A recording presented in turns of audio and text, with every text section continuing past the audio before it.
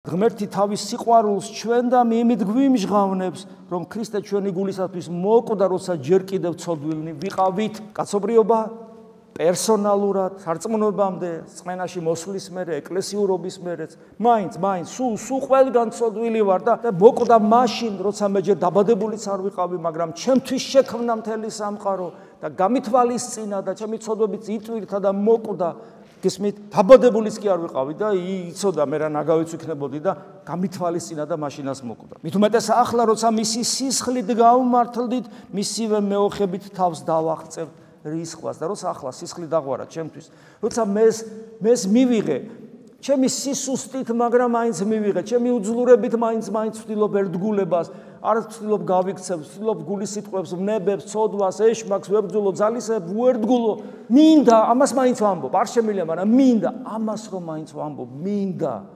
და ეშმაკმა ამდენი წელი ვერ გამაგდო ეკლესიიდან, ნუ თუ ღმერთი ახლა არ შემეწევა და ნუ თუ მის რისხვას თავს არ დავაღწევ და რა არის მისი რისხვა, როცა მის გარეშე აღმოჩნდები, მე იმედი მაქვს რომ მის გარეშე არ აღმოჩნდები, არა იმიტომ რომ მე ღირსი ვარ ამისი, არამედ იმიტომ რომ მას ვუყვარ ვარ.